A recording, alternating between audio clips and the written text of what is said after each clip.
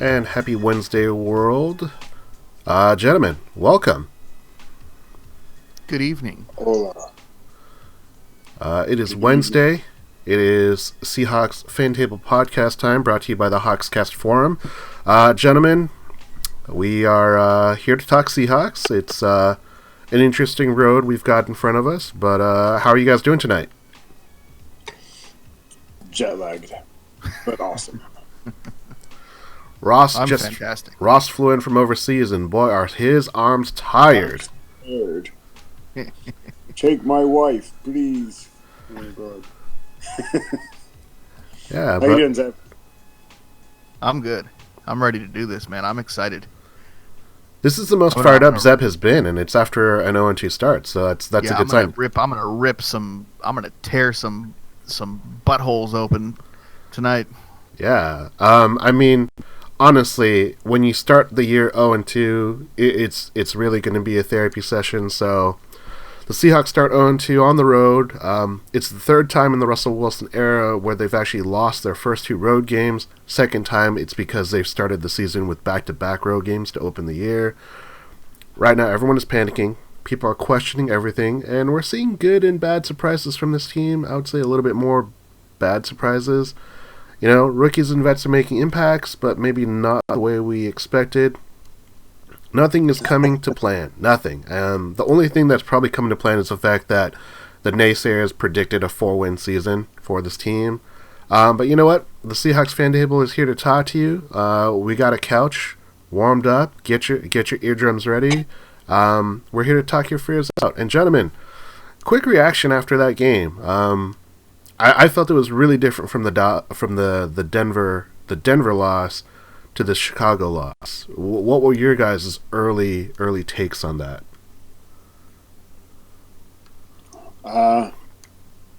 You thought it was different? How? I mean, obviously the specifics are different. Which one did you feel better about? Well, I thought that the offense played better in that Denver game, but then our line collapsed in the second half because we put points up on the board. What I thought looked relatively easy due to the turnovers in the short fields, which was great. In this game, it was such a struggle. I mean, it was a one-score game, and you thought that Russell Wilson was going to drive down the field, and there's a lot of internet controversy of what happened before he threw that pick six. But, I mean, I thought it was, here we go, vintage Russell Wilson. The final quarter of the game, we're kind of just going to let it free. We're going to let the game plan flow directly through him. He gets to control everything. He gets to audible out, check out, and he's just going to will his way down the field.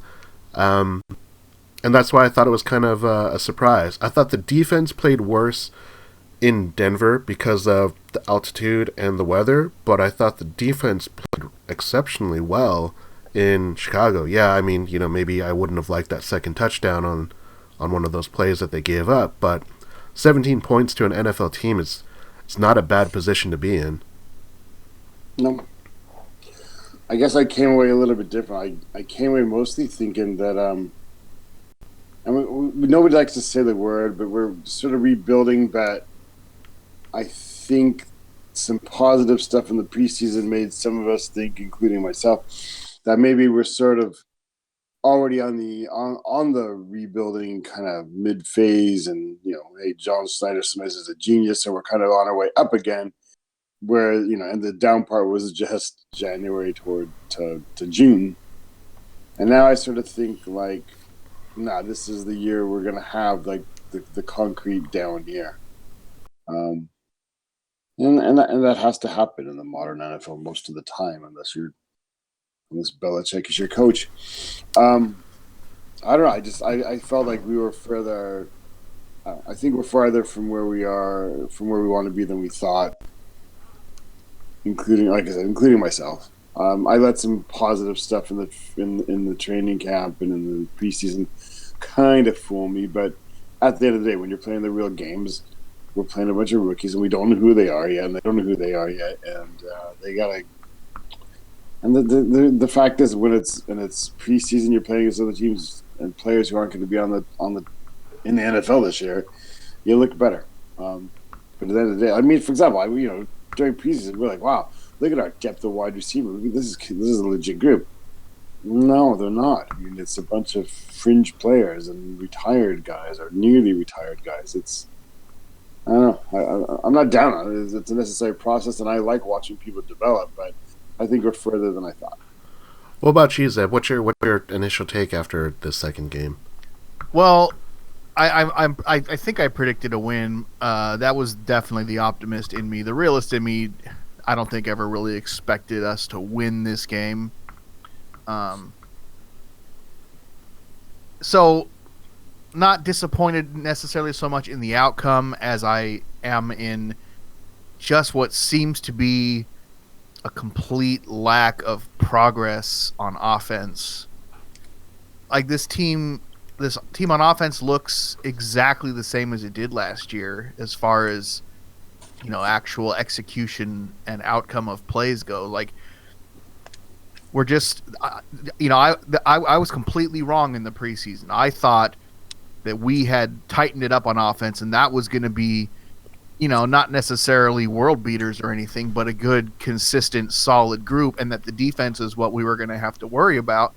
And so far in these first two games, it turns out the defense is really holding up well, considering all the turnover, in as far as starters and Pro Bowlers and all that goes. And the offense is just awful, just gross to watch. Like outside of the couple of drives here and there where things seem to come together, just piss poor. And obviously that we can dissect all the possible reasons for that, but it's been real disheartening to watch this offense just not come together the way that I thought they were going to be able to do it. All right. What feels real quick? What feels worst about the offense for you, Zeb? Like your impression? Hard numbers. I mean, what just feels worst? I don't. It's hard to say. Because here's one thing I do want to mention is I was under the impression, and I was told by a lot of people that anybody would be a better offensive coordinator than Darrell Bevell. Okay, a lot of people said that. Did you believe it? No, I never believed that. I didn't believe it for a second. We talked about that ad nauseum last year, didn't we? Yeah. What I thought was that changing that would change something, right. And it doesn't seem to have changed anything. Like this literally looks like the same exact offense to me from the way they. I don't dissect plays the way a lot of X's and O's guys do. Like I'm not real up on route trees and that sort of thing. But I don't see any difference in the execution of football plays, and watching them kind of give up on the run, or this real like confusing way that Chris Carson is being used that I don't fully understand. Yeah, I don't know. It's hard to watch, man. It's not encouraging in almost any way. Yeah. All right. Well, let's save some of this fire. We're gonna get to our topics because that leads into a couple of them. Oh, there's no shortage of fire. There's no shortage of fire, which is good. So let's spend it on some good stuff. So, this one I'm actually going to start with you, Ross. Topic number one: Would you rather see a blowout loss or a nail biter that goes down to the final take? And the reason why I ask this is because these two losses are not the same. Yes, both of them were a one-score game, but I wouldn't say that the loss to the Bears was a nail biter because it was kind of already determined. Like it's a one-score game that ends up being the final score, but that was a garbage time touchdown. What would you rather see if the Seahawks are going to lose? Almost always a nail biter. Blowouts, I didn't used to be this true when I was young, but these days a blowout loss, it really it comes as like a punch to the gut. That season, I mean, even then, I don't know. But also, it kind of depends on who you're losing with and how you're losing, right? I mean, back in the day when, way back in the day when you were at Jack Patera and you could lose big time, it could still be entertaining. But with most coaches in a very conservative league, in a very conservative mindset, I mean, there's nothing worse than watching a blowout loss that also only has like 150 yards of offense for your team. That's the worst. I like to fool myself into thinking. Like, to be honest, I think everybody felt in the first quarter of both these games that we were probably going to lose. The writing was on the wall. And if, when it looked like we sort of had a chance here and there, and you don't really earn it, you don't really deserve it, but maybe you have a chance to pull out a win, it feels like a bonus. And that's always cool to have that chance there. So it's always better than a blowout. But, I don't know. It's better to have a hope, isn't it? Yeah. I think. Yeah. I'd rather lose a close game than get blown out. One, because at least then you feel like your team's competitive, and it doesn't, going the next week you believe you still have a shot to win. But also because it's just more exciting. It's just as a pure sports fan or a football fan, I'd rather see a close game than a blowout. Obviously the exception being, when the Seahawks do blow somebody out, I'll take that every day of the week. But yeah, I'd rather see a close game. I've been watching the Seahawks now for 30 years or so, and I can't say that I've watched every play of every single game, but I can say that I've watched most every play of most every single game. And there's probably 5 games in my life that the Seahawks were playing that I turned it off before it was over. And last year, when the Rams kicked the shit out of us, that's one of them. And I don't like that feeling.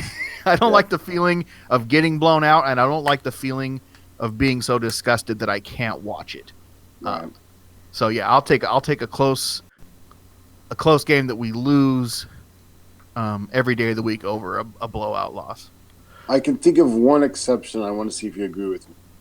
The Super Bowl loss to the Patriots, given what we now know about, like, essentially how that sort of affected the team's mentality long term, would it have better to have lost that game by 21 and the whole team just went, hey, we just got to get better?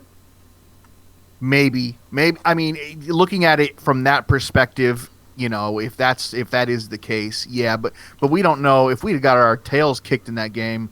Who knows how the players would have responded to that as well? You know what I mean? Sure, but it just feels like there's a lot of rumors going on right now that essentially, like, Russell Wilson is sort of feeling kind of picked on, and I wonder if that, it's hard to say. Like you said, we'll never know. It's very, very, very theoretical. I think that's a little bit too much of like revisionist history. Knowing what we know now versus what we knew in the moment, I think it's a heartbreaking loss.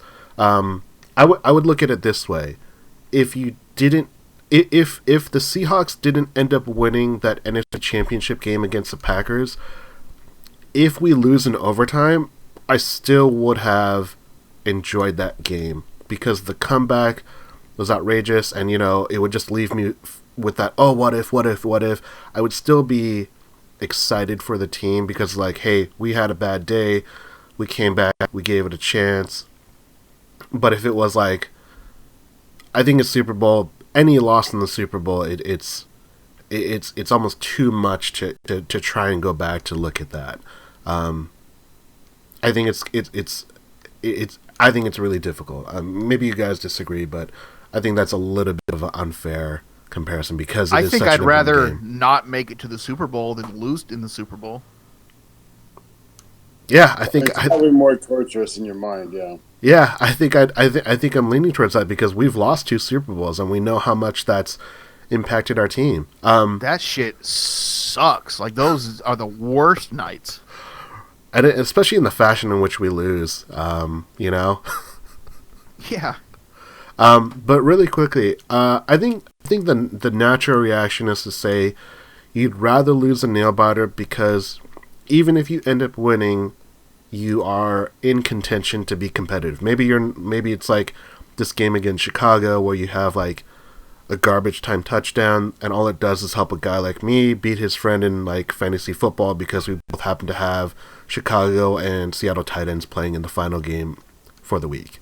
But for the most part, I actually think that I'd rather see a blowout loss. Like, if we're going to lose, like, I don't want to check into it. I don't want to like try and find the glimmering hope. Like, I look at that loss that we had last year at home against the Rams.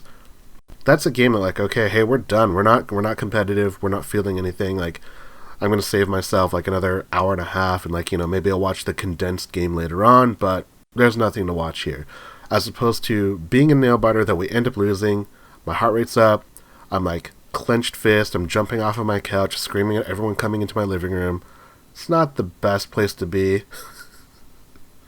So I'm gonna be a little bit different just for the sake of it and say, at this current time, with this current team, I think we would see more change if we saw more blowout losses as opposed to like this incremental change or like trying to just make these minor tweaks that will help us, because we don't have that team that we had in 2012 to 2014 where we can make that quick turnaround. I'm fearful that we're so far from that team. A blowout loss is going to help us get to a better place than these close games that we still stay competitive in. Huh, what does a better place look like? I don't even. And that's the thing. It's like, you mentioned it earlier. Everyone said, "Oh, if we replace Darrell Bevel, we're going to be so much better." But through 2 games, that's not really it. So it's hard to say what that is. And I think that's a really fair question of what does that next addition, what does that next team look like? I think that's a huge question mark. And there are a couple topics we're going to talk about that in a little bit. I don't know what that is, but I'm the kind of person that I'm always willing to try and do something new rather than say like, well, we think this works, and while it's not getting the same results as we were doing before, let's try and stay the course. I'm more willing to say, let's try and tweak it. Let's try and make a more of a wholesale change as opposed to just these minor changes. That's fair. Yeah. All right. Any final thoughts about losses other than they suck? No, that's it. I want to win. Yeah. I love the phrase, I hate losing more than I like winning. Have you guys heard that before? Yeah. Yep. I mean, I kind of feel like it goes back to Seattle fans have for these past 6 years accustomed to seeing their team play really well, and it's hard. It's hard for the people that, if you didn't go through that fun Mora and Holmgren year of 4 and 5 wins, if you didn't see where the team was before Holmgren took over, and like you're just always on the verge, 8-8, 7-9, 9-7. Like if you didn't grow up with that, or if you don't have like a good taste of that, I definitely feel like this is what we're currently seeing is not enough for a lot of people. Well, while we're talking about losses, can I bring up something I heard mentioned on the radio? I think this morning, maybe it was yesterday. So they lost the 4 preseason games. They lost 3 of 4 to end last season, and we've lost 2 now. Are we sort of getting closer? It'd be like losing becomes the habit for some of the people who've been around. Like I know they were winning for a long time, but I think losing is infectious rather quickly, and becomes acceptable rather quickly. And I'm just worried that they're, it's been a while since like anybody on this team has had success. And I'm kind of, I sort of, it jolted me to think of it that way when I heard it said. But the more I thought about it today, I started to think, yeah, I mean, like, you get to the point where you don't expect to win. And when you don't expect to win, not that you think you're going to lose, it's just that you're not expecting, you know what I'm saying? Like, you're not treating the win as a foregone conclusion. You start thinking, hey, am I going to lose? And there's that old phrase, like, the minute you start thinking about the possibility of losing, you're on your way to doing it. And I wonder how much it's true, and I wonder at that level, does it true? I mean, if you're a pro athlete, is there such a thing even? But I still think I don't think they're immune, and I'm a little worried about it. It's been really like 2.5 months of games where like they haven't really won consistently. I would quickly say no. I don't think it has any factor on this particular team because there has been so much change. There's been, I wouldn't say a philosophy change because Pete's still here, Russ is still here. I think there's definitely enough people that have changed over from those teams. And the way that we're losing these first 2 games, it's very, there's some similarities, and we'll talk about that in the next topic and in the third topic. But I don't think it's necessarily the same. Like, I want to save a little bit of that for our next topic, because I think a lot of it goes into why I think the losses that we're seeing, the first two in this year, even in the preseason, why they don't factor into what we're seeing from the way that we finished 1-3 to end of the year last year. Zeb, do you have any comments before we move on? I don't know. I would hope that as a professional athlete, some kind of like a trend like that wouldn't affect your ability to strive to win games. I don't know. I mean, I guess there's franchises that are kind of, you look at it like the Browns or the Lions, like these teams that just are perennial losers. Is that who they are as a team, or are they just not making the right decisions when they try to improve their team? I don't know. I don't know if it's a culture. Is it a losing culture? Are we getting there? Is Pete and John's team becoming a losing culture? I sure hope not. And if that is the case, I hope Mr. Allen is quick to make changes. All right. Well, let's jump into topic number 2. So, who is the biggest factor in our 0-2 start? Maybe what is the biggest factor? And if that factor, are you surprised by it? So, I forgot who started. Who started here? I started the last one. All right, Zeb. Who is the biggest factor in our 0-2 start? I don't know. Could be a what? I mean, could you be look what? at the parts, right? And you go, okay, so we got Pete Carroll, who's a proven winner, succeeded at multiple levels. We got Russell Wilson, again, a proven winner, a guy who we've seen time and time again be just magical and pull out victories from the jaws of defeat, right? We've got a new offensive coordinator who we're not all very familiar with. The majority of what I heard about him from people whose opinions I kind of look to were not optimistic about him.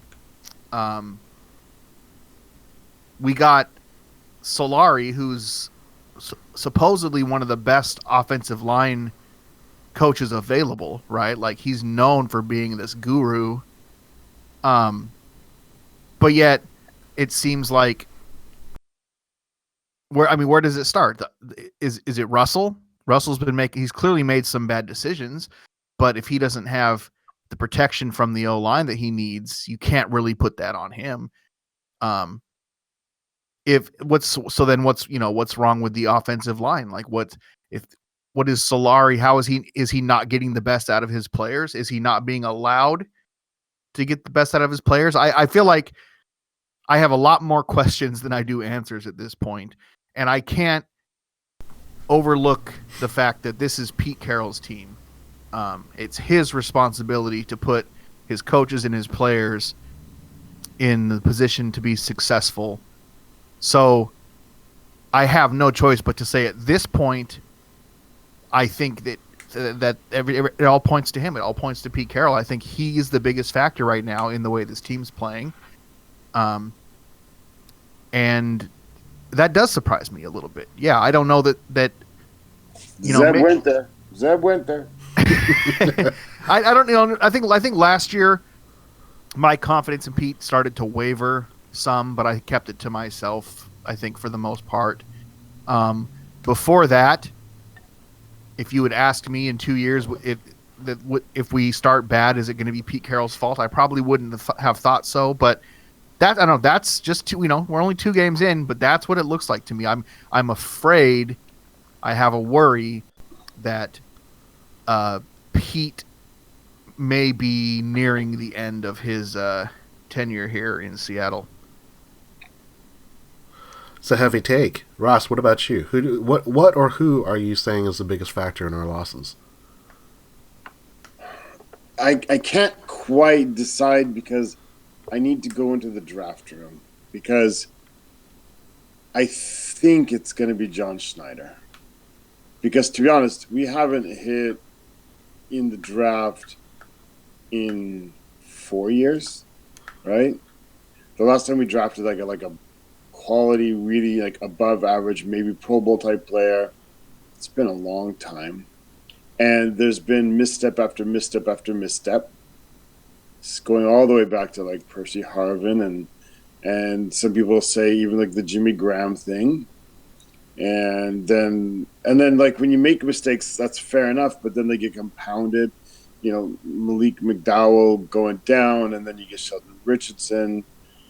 So now you've spent how much draft capital to get a defensive tackle for only a half a year, or for a year, but don't even keep him. He goes to Detroit, didn't play particularly well, and that's why they let him go to Detroit while he's here. And he's already had more sacks, I think, in Detroit than he had here.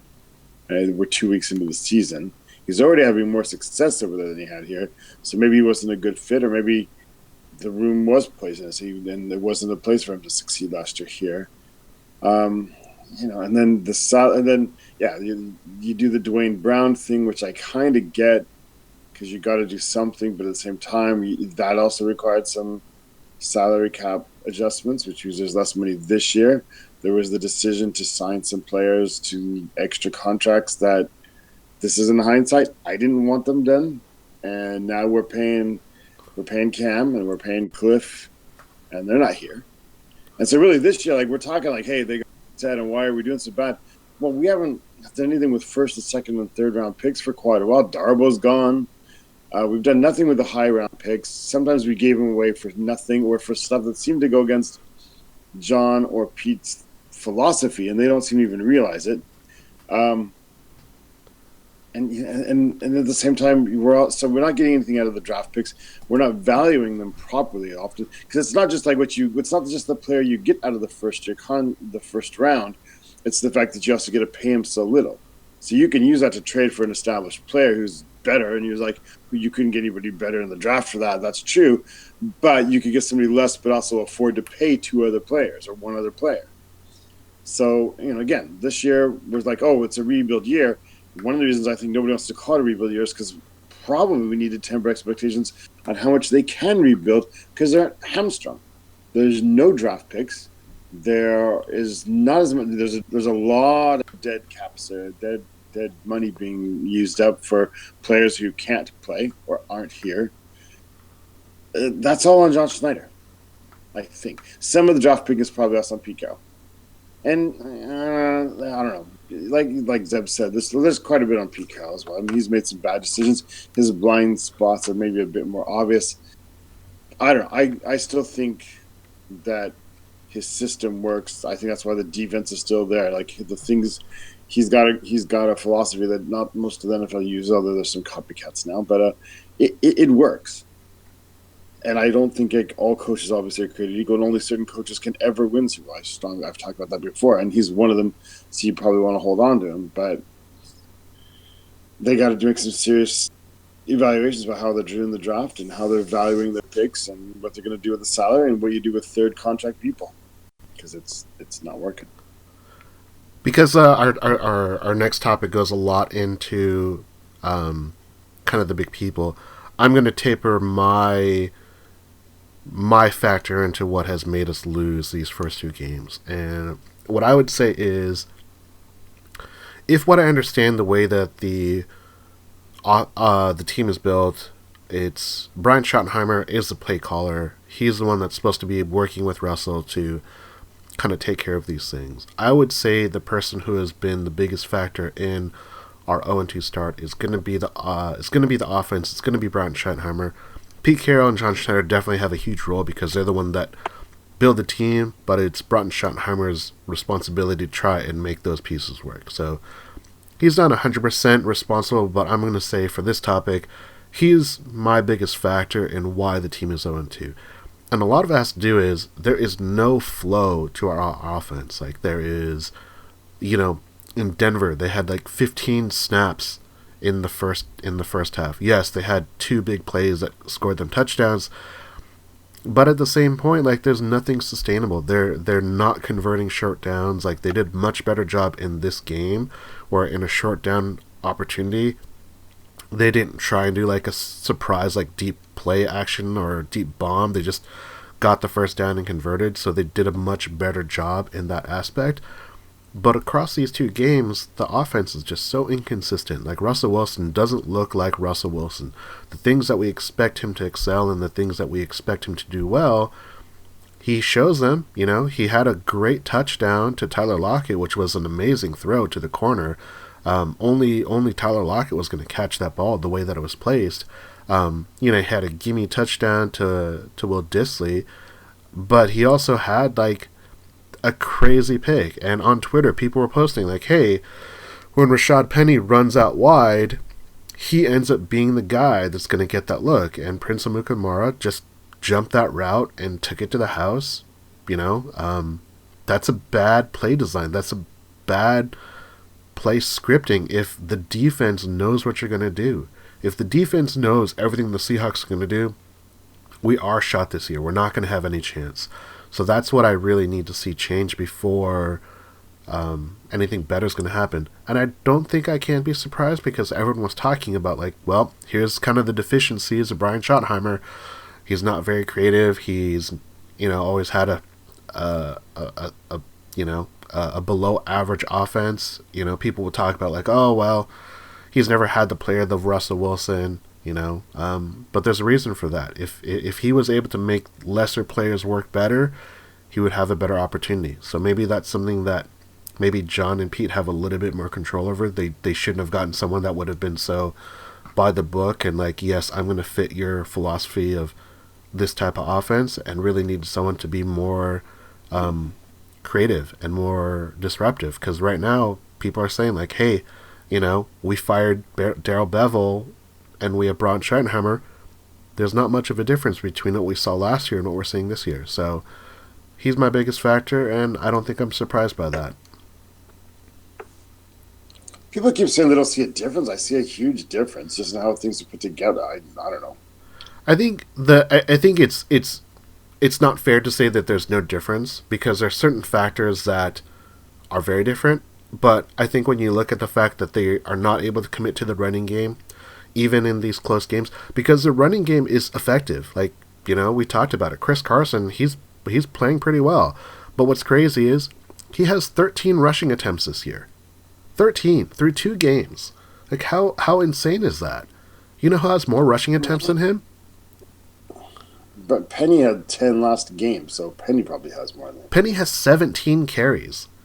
But I mean, but again, like, Chris Carson's meant to be the number one back, but Rashad Penny's like is a first round draft pick. So although Chris Carson is our lead back and should be our lead back, and he should have more carries, it shouldn't be like a major concern when you go, oh my God, our number one draft pick got 10 carries. I mean, like, if you're worried that your number one draft pick got 10 carries, then that says a lot. Like, that says a lot as well. It's not a problem if you just go on by pure numbers, but you got to look at it in context. Like, Chris Carson had 6 rushes the last game. 3 of them were like the first 3 plays of the game. So he had 3 carries the whole rest of the game. Like, what? That's a problem.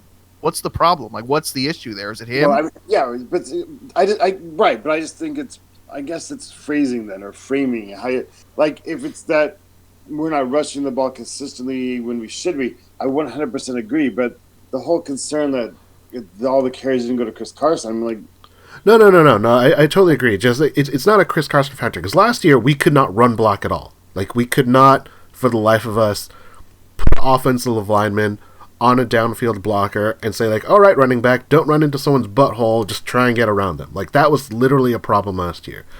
That's not the problem this year. The running game looks decent. Like, they have holes they could run through. They have, alleys. They have places. The running looks better, but they're not committed to it. So that's why I think maybe the lazy analyst will say, like, oh, well, we're not running the ball. It's like, no, we're running the ball. We're just running it at a much less rate, but we're seeing success. And last year it was like, well, we keep running the ball, but we're getting negative yards out of it.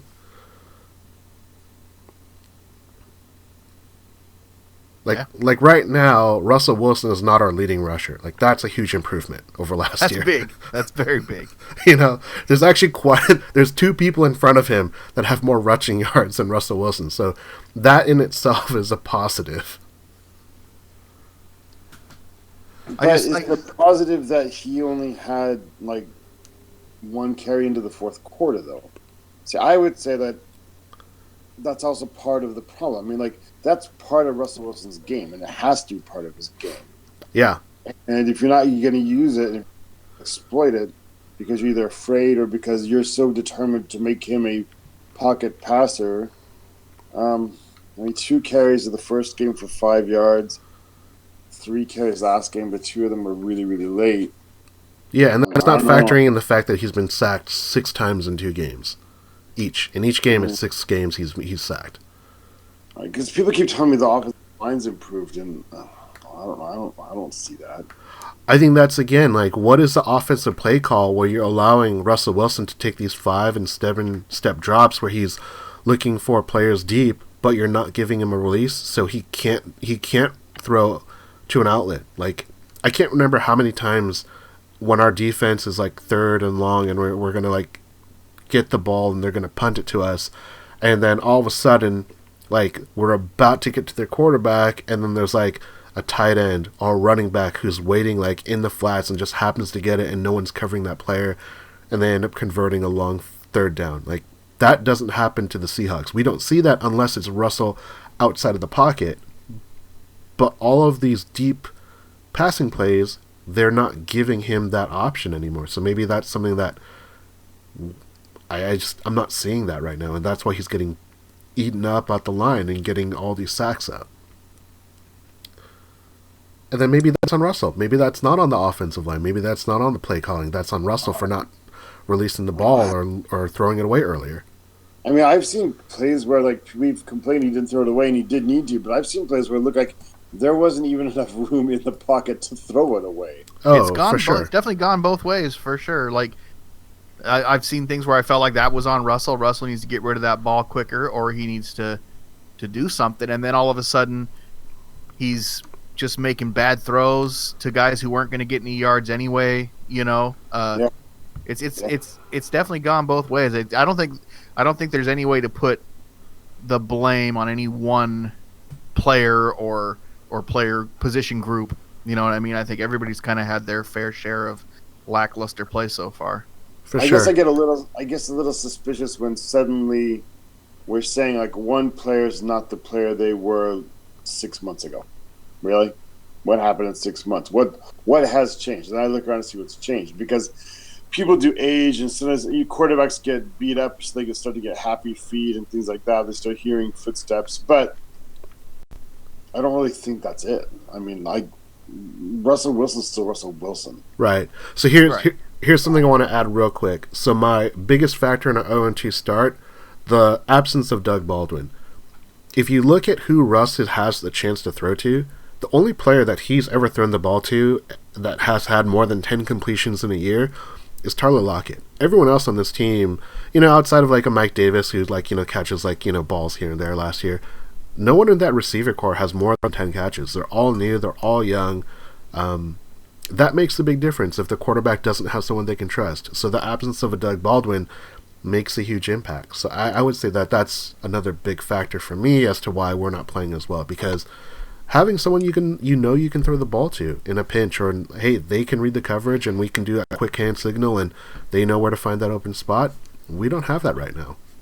That's why I'm going to throw in one last random thought, because I know you probably want to move on, but that's the reason I don't want them to shorten the preseason. I know 4 games feels like forever, but with this current CBA and the complete lack of realistic training camp and padded practices and things like that, can you imagine if they didn't even like the 4 games of preseason to practice to get together on? I mean, yeah.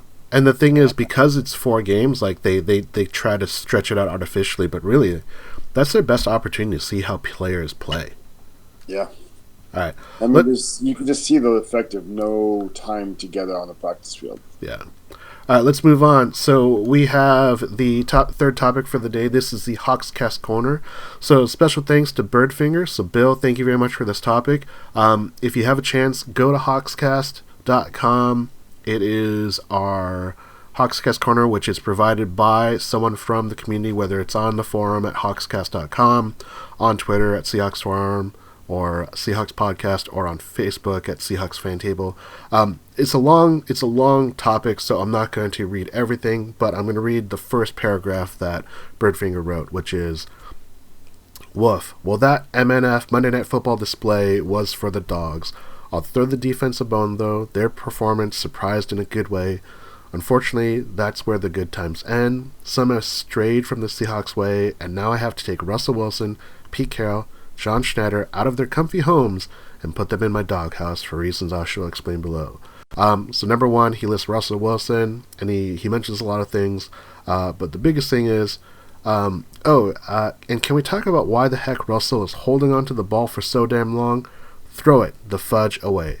Hot take here, if Russ didn't hold the ball so long, Khalil's max stats wouldn't have looked as impressive, and today we'd be talking about how Jermaine Fetty actually played pretty good against a premier NFL pass rusher, so chew on that. Point number two, he brings up Pete Carroll, and he mentions the Chris Carson issue of not basically playing at all and saying that he was gassed, and the last one is he puts John Schneider in his doghouse, talking about waiving Tom Johnson only for a safety who doesn't play, only for him to get signed by the Vikings, his former team, and saying that he had two more competitive offers. Maybe he saw like, hey, I have the choice to sign with a team that's 0-2 again, who cut me, or I could go to a team that maybe is going to make the playoffs. It's a move the Seahawks have made before, but that's what Birdfinger said. So if you get a chance, definitely check it out. It's a really great read. But Ross, who's in your doghouse? Do you agree with Birdfinger? I agree with 1/3 or 1.5 thirds. I believe in. I guess I believe in roughly half, even though you named 3 people, because I believe in 1.5. I don't put Russ in the. I don't put Russ. I'm not down on Russ at all. I just said it a second ago. I don't think he's suddenly like forgot how to play football. I don't think he forgot how to scramble. I don't think he forgot how to be himself. So I look at what's different around him, and I'm a little bit. Can I be annoyed for a minute? Of course. Zeb, can I borrow some fire? Go for it. I don't like this whole like all of a sudden people. Not all of a sudden, but it's really loud this year. Oh, Russell holds the ball too long. He holds the ball too long. He holds the ball too long. But when he holds the ball too long and he makes those amazing plays, and that's why we win the game, everybody loves it. And more than anything, this year I think we can even afford it, because last year we had a subpar John Ryan. So I like John Ryan. It's awesome. But we had a subpar kicker or punter in John Ryan. And so if we had to kick from the 15 rather than the 20 eventually, it really didn't matter. You're essentially giving the other team 5 more yards. This year we've got a punter outside of that weird 10-yard one where he panicked because he's, oh my God, it's NFL, these people are running at me. We've got a guy this year, if you tell him, like, you know what, we're really backed up this time, so this time kick it further. And he can just kick it further, and he can angle it so there's no return. Right? So I don't mind if he holds it too long, as there's going to be some positives out of it. What I mind is he's maybe holding a little too long, but also being told, or we're putting in the situation where he can't escape anywhere. There's nowhere to escape to. And they're not doing anything game plan to make it so. I mean, like, we've played 2 games. In both games, the other team's defensive ends are basically bull rushing straight up the field to the depth that he goes into the pocket, and then they come in. So, like, he can't get around that. But you can stop that aggressiveness. You could be running lots of different plays that they're not calling. So you can't say, oh, what I really love Russell is his creativity and his playmaking ability and how he can extend plays, but then also say, oh, I hate it because he holds the ball too long. Well, which is it? You're going to take some sacks that way, but you're also going to, like, up to now in his career, it's always come out way ahead, right? Okay, he'll take the sack, but it's worth it because you're going to get a creative play or a chance to make something awesome happen that the defense can't defend, and the NFL rules make it hard to defend because eventually some cornerback or safety is going to have to hold on to their dude because Doug Baldwin went the other way, right? So you can't have it both ways, I don't think. And again, Russ is still Russ. He didn't forget everything he's been doing since he was 6 in the past 6-7 months. So what's different around him? He's a winner. And, like, people don't forget how to win, I don't think. Although we hypothesized that a few minutes ago. I think it's almost entirely on John Schneider. Because then first of all, he puts together this team, and he made dumb decisions. Really gonna take the vested veteran, whatever, and cut him, knowing that his contract's guaranteed, and he's gonna get sniped and dip, and he's got no loyalty to you because he's played for you literally one game. Yeah. Coach Carroll, I don't know. The sun's on Pete Carroll again. He's got his blind spots and is showing up more. And they don't have a self-scouting department that's worth it. Whoever's in charge of self-scouting, that guy's in my doghouse. Because they haven't self-scouted properly for 3 years now. That's some fire. Zeb. you passed that heat. All right, let's see if you got any. Passing it back to Zeb now. Let's see if Zeb has any fire left over for his doghouse. Yeah, let's see if there's enough left for me. Thanks, Ross. Okay, look. Okay, first of all, Tom Johnson. Yeah, what kind of screw up is that? Like, that's, obviously it's a lower level situation, but that's like a Steve Hutchinson move. That's like a stupid, dumb, idiotic move by the front office, by John Schneider or Pete Carroll or whoever was like the ultimate one to say, yeah, let's do it that way. And that money counts against their salary cap. So even if somebody's available, you still can't go out and get some. Right. That still counts against the salary cap. Yeah, and you know what? We probably don't need Tom Johnson, but what a waste of money, right? And it's just stupid. It's Bush League, and it shows that somebody, John Schneider, apparently is out of his element. And he's I don't know if he's lost it completely or if he's phoning it in or if he's ready to move on and do something else, but it just shows that there's something going on. Something's not right. I caught myself in the first half of this game multiple times yelling, "Throw the ball" at Russell. And being frustrated, like he needs to get rid of that ball quicker. Like he held on to it too long. We've seen multiple times now Russell. He wants the big play. He could now there may be a first down in front of him, but he's looking downfield because he wants the big play. Now that's a double-edged sword. I mean, it can go both ways. Like, right, sometimes that's going to work out for you. Other times there's going to be a sack or like you said, Ross. You know what I mean? Like I think there's a time to hold on to the ball and make something happen, and there's a time not to. I don't know that I can differentiate between the two. Obviously, we're happy when it works out for the better. We're pissed off when it ends up being a sack. I don't know if it's what they're telling Russell to do. I don't think Russell has changed as a player, as himself. He's not going to be any different. But are they in their attempts to kind of turn him into more of a pocket passer, and they're limiting his ability to kind of go out and make those magical plays? Like, I don't know. It seems like he's slow to make decisions. It feels like it should come to him faster than it is. And then at the same time, I'm thinking these things watching the game. He's holding onto the ball too long, and then the next drive, he's getting rid of it super quick. But it's just the passes to somebody in the flat, and it's off target, and it's incompletion, or it's somebody who's covered up, and they get a 1 yard gain, and it doesn't really do us much good. So I don't want to say Russ is in my doghouse, but I just feel like I need to see him make some of the plays that he hasn't thus far. We had the one drive versus Chicago where all of a sudden it was like, oh, there it is. This is the old Russ. This is the old Seahawks. And outside of that, I feel like I need to see more. And obviously it starts in giving him time. The offensive line needs to give him time, and they need to give him the opportunity to make those plays. But I don't know. I just can't help but feel that there's some kind of disconnect there between him and the coaches. Something doesn't feel right. And I don't know if it's because he's not doing what they want him to do, or because he is doing what they want him to do, and it's not working out. I don't know. It's frustrating. I think it's really frustrating. For me, Russ is not in the doghouse because he's Russell Wilson. This is not who he is. I think we're seeing him being controlled, and it's showing himself in like the worst way possible. So Tony chiming in on the Twitch chat really quickly. He says, "Sorry to be late. So maybe you already said this, but what about the issue with the timeout being called with Russ was calling an audible and no Carson in the second half?"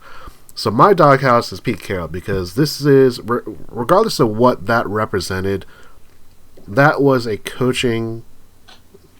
head coach inserting himself into the offense, which is one of the biggest problems that we're seeing. There's that inconsistency. I say our biggest loss is because Broughton Schottenheimer doesn't have cohesiveness. There's no flow to his offense. But if anyone's going to be my doghouse for it, it's going to be Pete Carroll, because he is the one that controls the team. He's the one that has to get his coaches and his players aligned properly. And that's what they said the timeout was for. They didn't have the proper alignment, and I don't even know what that means. Like, how can you not have the right alignment? They're either lining up correctly or they're not. And if you don't have the right alignment, why are you taking a foul? That would be, a penalty if it's actually an alignment issue. If it's a personnel issue, like you don't have the right personnel. Yeah, if it's a personnel issue where you don't have the right people for the plays you're trying to call, that's something. But it's alignment. It makes it sound like it's something worse than it is, and it probably could be totally something innocent, because there's a video clip of Russell Wilson audibling to a play. They convert a first down. He's about to run another play with like 12 seconds left on the clock. He checks out of the original play, and a timeout gets called. Russell Wilson's walking the sideline with the arms in his hand. They run a play from I formation the next play. It's like a minimal game, and then he throws a pick six, and that was where it was like a very easily telegraphed game. I feel like everyone who saw that throw said, like, that's a pick six. Like, Seattle had no shot at stopping them from returning that for a touchdown once the ball left his hand. It didn't look like the place they wanted to go. So Pete's in my doghouse because there's all these things, and it's not even necessarily that these are his fault, but he's allowing these things and these questions to fester. Why aren't you playing Chris Carson? Why aren't you running the ball like you say you are? Why are you doing all these moves that don't make sense? Like, you keep saying so-and-so is looking great. They're going to be a big factor in the team. Why haven't we seen that? And that is on Pete. He's a messenger. And maybe it's about him trying to protect the team and say, like, look, if you're going to be mad at anyone, be mad at me because I said this, we did another thing. And he's trying to protect someone. But ultimately, because he is the face of all these problems, he's the one that I'm going to have to put into my doghouse over anyone else. Yeah, that's pretty much how I felt when we were talking about the topic number 2. So I think we're kind of on the same page. Yeah, no, definitely. That's why I'm trying to change it up, trying to spread my fire equally. But if you haven't, go to hawkscast.com. It's a great topic. Birdfinger's a great commenter on Hawkscast Forum. We really appreciate him. So check it out. Throw your feedback on there because it's a really, really great topic. Tony chimes in again. There's no real creativity. It's super vanilla offense. I haven't seen any options. No design QB runs. That's another thing that we talked about earlier, which is, yeah, it's if Russell Wilson's not a threat to run, then run pass options not even a factor. The read option's not a factor. Him as a weapon is not a factor, and it's not because he can't throw. It's because you're removing a huge element of his game. So I think that's a really great comment by Tony. I think we know it was in Tony's doghouse. Yeah. I mean, that would be my second. I wanted to go higher up the ladder, but I mean I always hesitate to blame play callers and coordinators because it seems like such an easy thing to do, but this might be one of the times that's pretty legit because look around, like everybody keeps saying, Russ doesn't look like Russ, and like I've said, I don't think he's forgotten who he is, and so what's different? Right. If the offense is saying do something else, and it's like I'm not really comfortable with that, then what are you doing? And I get that Schottenheimer was brought in to make him, being better able to step in the pocket and maybe have a better pocket presence and maybe improve in the pocket. But like I've said elsewhere, like just because that's what you're working on, you can't ignore that was a weakness, and you also can't ignore the strengths. You can't you can't so much be determined that he's going to be a better pocket passer that you just kind of convince yourself he already is, and then we have the line that sustains, then we have like the receivers that are like best suit that type of offense. When we don't have a star lineup out there of wide receivers. We don't have an amazing offensive line. We don't have the ability. Basically, the more threats we get out of Russell Wilson, the better he can do things because he knows what he's going to do, but the defense doesn't. Right. And when you run read option, for example, they don't, and he's the one carrying the ball. They don't outnumber you at the line of scrimmage anymore. There's all these things you can do. Like I said, like last game, I'm like, oh my gosh, how much can I talk about this? There are so many plays you can do to slow down Khalil Mack. You can run tight end screens. You can run normal like swing passes. You can run normal screens to your running back. You can run draws. You can read options. Do all these things to slow down the rush, to make their defensive line have a little bit of doubt in their mind whether they can just make a beeline for Russell Wilson or to do the bull rush and then go in after him. And I didn't see any of it. I saw three plays. Can they at least make it look like they know the other team is blitzing when we all know the other team is blitzing? Like, can they at least dial up a blitz beater now and again, or leave somebody back there to help block? I don't know. It gets super frustrating watching that over and over again. Yeah, maybe that's the loss of Doug Baldwin, because in order to be a blitz reader or blitz beater, you have to have a receiver that can see that and says, "All right, I know where I need to go." All right, let's move ahead. We're running a little shorter on time, but I want to get to topic number 4. For the Dallas Cowboys, are you ready for America's team? Zeb, are you ready for the Cowboys? Yep. Yes, that's it. All right, perfect. We ran on fire. Yeah, all right. All right. I mean, they've got a decent pass rush. They got Ezekiel Elliott, who's kind of a problem, but their offensive line isn't what it used to be. Dak Prescott's kind of a middle to slightly upper tier quarterback, I guess, and those guys tend to give us fits for one reason or another. I think the Seahawks are as ready to face the Cowboys as they were to face the Broncos and the Bears, which means that I expect them to make it a game. I don't expect it to be pretty, but I think they'll be as prepared as we can expect them to be to do it. Ross, you're going to be at that game on Sunday, and what are you? I'm going to be there. Okay. I just told you that earlier today. Our audience wasn't there for that. Thank you. Well, that's true. For those that aren't aware, Ross and I, we're not sitting next to each other, but we will both be attending the game this Sunday. You got to upgrade, man. Section 338, row X, yo. I like my cheap seats. They're very affordable. I pay like double what you pay for like a 3-yard difference in where I'm sitting. No, you're much further over section wise, but okay. Yeah. But are you ready for the Cowboys to come to town? Are the Seahawks ready for the Cowboys? Yeah, I've been kind of waiting for this because this is going to sound really, really childish, but like Dak Prescott had that pretty legit rookie year. And I was kind of like, no, everybody's not give Russell Wilson the credit he deserves. And everybody started talking about him like, oh, wow, like more quarterbacks are a thing. And I'm like, wait, what? Like, he seemed to get much more credit. I mean, maybe it's because we have, like, the Seattle Seahawks persecution syndrome. But I just felt like Dak Prescott got credit for being, like, Russell Wilson before he really was. And, like, without any credit to, like, dude, like, Russell Wilson and to a degree RG3 even his rookie year sort of set the table for him, and everybody seemed to have forgotten. Like that's why probably he was drafted like that.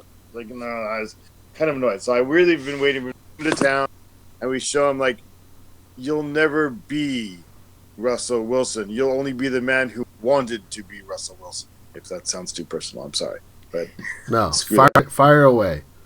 I'm just saying like he's a good guy and he's a good quarterback. But I just don't think. I just think like he's like a sort of like a cheap knockoff of Russell Wilson, to be honest.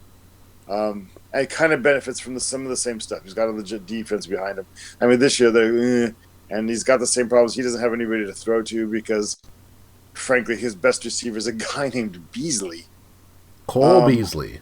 Yeah, I mean doesn't that sound like a race car driver name? Yep. Sounds like to be a race car driver. And so he's in the wrong sport. So, I think I'm ready for this. I mean, like, it's something wrong with the names of their running back's name is Zeke, and he's not white. I mean, like, it's weird. Like, your name Dak? Dak? So you've got a science fiction like pilot as your quarterback, and then like a race car driver is your best receiver, and then some like Appalachian farmer dude is your running back. We're gonna win. We're gonna win. I'm definitely ready for this game. I'm excited. It's the first home game of the year, which is always a fun thing to do. Our home schedule this year is actually super awful. We have 4 home games in December, 1 in September, 1 in October, and then 2 in November. I mean, we're really, really backloaded on home games, which I think is going to make this year especially tough. But about the Cowboys, I hate the Cowboys. I hate the fact that they're called America's team. I hate the fact everything about them just annoys me. Dak Prescott wasn't even a starter until Romo got injured. He wasn't even contention for a starting spot. I don't believe in Dak. I think he's just a guy, he's maybe better than, the worst 10 quarterbacks in the league, but he's not anywhere close to the top 15. I don't believe in him. I don't believe in this team. I can't stand their owner. I can't stand their coach. I want Seattle to just trounce these guys, and I was so happy. If we were, of the 9 wins that we had last year, the Cowboys win was the sweetest because it was against them. So I am ready for this game. I want Seattle to open its eyes. I want Schottenheimer to let Russell play free, because when Russell plays free, when he gets to audible and check and run a hurry-up offense, he knows what he can do. He knows how to get people and run a play. He knows how to read a defense. Give him that chance. Don't confine him. Don't lock him in a box. And it's going to bode well for Seattle. Yeah. I guess that's true. Yeah. I don't know. Do you guys have anything else about the Cowboys? I mean, it's the Cowboys. I don't really care about these guys, but, I mean, we have to have a topic about them. I don't know. I don't particularly hate the Cowboys. They don't bother me so much, but I sure would like to beat the piss out of them this weekend. You know what it is? It's not even the Cowboys. I think it's fans that I find the worst. Fans of, like, if an opposing team has really bad fans, it makes me hate the team a lot. I'm not saying that Seattle fans are any better. I'm just saying when I've gone to games and it's been Cowboy fans, they've always been really, really annoying. Yeah, that's fair. All right, final thoughts about the game and the Cowboys. Yeah, their owner sucks. Yeah. He got sued by the league, man. He got sued by his own league. Well, he's an ass. Do you remember, like, when they first finished their new stadium, and so, like, the NFL let them have the Super Bowl? Yeah. And they sold tickets, like, behind pillars and pylons and stuff. Yeah. And then, like, they promised, because, I mean, like, and people didn't realize until they got to the game, right? And then they tried to make it right by, I mean, it's like, it's being covered. It's the Super Bowl. It's Super Bowl morning. So it's all being covered by national media all over the place. So they made all these promises to the people what they were going to get. And then, like, reneged, once the game was over, reneged almost all of that. Yeah. Like, what an ass, dude. Like, you own a franchise that's worth, like, I think I read yesterday, $4.8 billion. Sheesh. And you can't give these, like, couple hundred people who you sold tickets behind of concrete blocks, like, you can't take care of them properly. Like, yeah. You're an ass. You're just an ass. Yeah, Jerry Jones is the worst. And his son's no better. No, definitely not. Like, maybe 0.02% better. Steven, spell your name with a V next time, please. Stephen Jones? Yeah. All right, let's get to that home stretch. So we're going to run some predictions. So let's start with Zeb. Zeb, you're going to kick us off with all of these. Zeb, what's the final score? Seahawks and Cowboys. Let's go Seahawks 27, Cowboys 17. Ross? I'm going to throw a spanner in the works and say 56-17. And then all of a sudden we're going to be like, wait, is Schottenheimer actually good? And he's not. It's just the way things kind of work sometimes. But for a week, we're all going to be like, maybe Schottenheimer's good. He's not. Yeah, very, very possible. I'm going to go 20. I'm going to go 24-21. I think the Seahawks will do enough. I think the defense actually might come up. They've been doing really well. They might be able to return one of these picks. So I'm really hopeful that 24-21 Seahawks. All right, Zeb, who's going to have more pass attempts thrown their way? The third through fifth wide receiver or the running backs? The running backs. Ross? Who's our third receiver right now? Who's our third? Is that David Moore? It's David Moore. Keenan Reynolds. Keenan Reynolds and Brown. Jerron Brown. I think Keenan Reynolds gets involved this time, so that's hard. I'm gonna say the third to fifth wide receiver. Really quickly, Tony is saying 21-17 Hawks with Zeke getting both TDs for his fantasy team. So, Tony, screw your fantasy team. We don't care about Zeke. He's not on any of my fantasy teams, so I don't care about him. I'm going to say that he's going to like -5 yards. I know, right? I hope he has all the fumbles, Tony. I'm going to say the third and wide receivers, they have to get more involved. They have to make an impact. It can't be for these minimal gains. They have to show up. It's vital for our success. All right, here's a fun one. Pete explains a strange game plan, explaining why Chris Carson doesn't play or why we don't run the ball. Yes or no? Zeb? Yes. Ross? Yes. 100% yes. There's going to be something weird, and Pete's going to have to explain it. He's just going to be like, because we're going to get the 56 points. He's going to be like, we could do that. We could do that every week. We really plan it. We practice it. We should be able to do that every week. It's not going to be. It's going to be a non-explanation. Right. All right. So we all say the Seahawks are going to win. Who's going to deserve the credit for the win? The offense or the defense? Zeb? Offense. All right. Ross? Defense, but it's going to look like the offense. I'm with Ross. I think the defense, they're going to play in that home crowd. Bobby's back. He's practicing. KJ's practicing, so he might be able to play. Shaq had a great game. He had 2 picks on 2 tough plays. I think the defense is going to play well, put the offense in a position to win, but I think the defense is going to get credit for that. Does the defense keep up their interception parade? Yes or no? They have 5 in 2 games, Zeb. Yeah, I think they get 2 more, and I think this time we're going to actually be able to make something out of them. Ross? Dak takes care of the ball pretty well, so I'm going to say no. Okay. Ross put out a good point, but I'm saying the defense is going to make an impact. So I think what we're going to see is maybe a fumble. I think Zeke was going to put the ball on the ground, much to Tony's dismay. So the interception parade is not going to happen, but we're going to see the fumble parade start. Yeah, that's what I'm with you on that. All right, here's a tough one. Over under rushing attempts 22.5. Over. We're going to do it this time, and I'm texting Schottenheimer right now a threat that if he doesn't, I'm not going to tell you what I'm going to do to him, but he's going to make it happen. All right. Ross? I'm going to go with you, but I'm not going to threaten Schottenheimer either. I'm going to offer him like a caramel apple or something sweet. More bees with honey than vinegar. I think it's more flies with honey than with vinegar. I don't know if I feel like bees like honey a lot more than flies do. That's the only reason why. They make honey. Yeah, but they love it. That's why they make it. I'm gonna say rushing attempts are gonna be under. There's nothing to make me believe that all of a sudden they're going to change their game plan. Maybe if they get up ahead, that we'll see more rushing attempts. But right now, I'm gonna say it's under 22.5. This is for our crowd.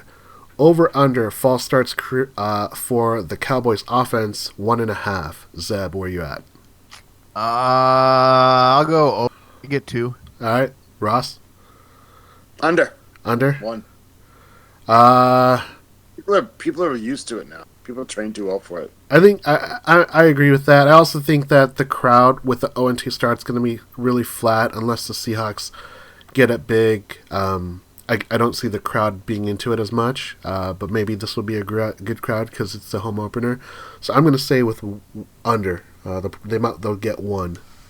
All right. Last prediction for the evening. Over under Russell Wilson sacks 4.5. I gotta go under. I just want it to be less than that. Ross, what about you? I still think they're going to give it 5. Yeah, I mean, if I don't think they're going to run a lot, I think they're going to put Russ in a bunch of passing positions. I think they're going to win, but the defense is going to help. So I'm going to say that they're going to get over. So if you've got Cowboys defense, this maybe a week if you get a lot of points or sacks, maybe this is the team to pick up because they haven't looked good so far on the road, but maybe at home they look a lot better. Well, we're on pace for 96 sacks this season. So the one thing I will say is Russell Wilson never seems to be impacted by sacks. Like his success is not predicated on how many times he's been sacked in a game. No, that's true.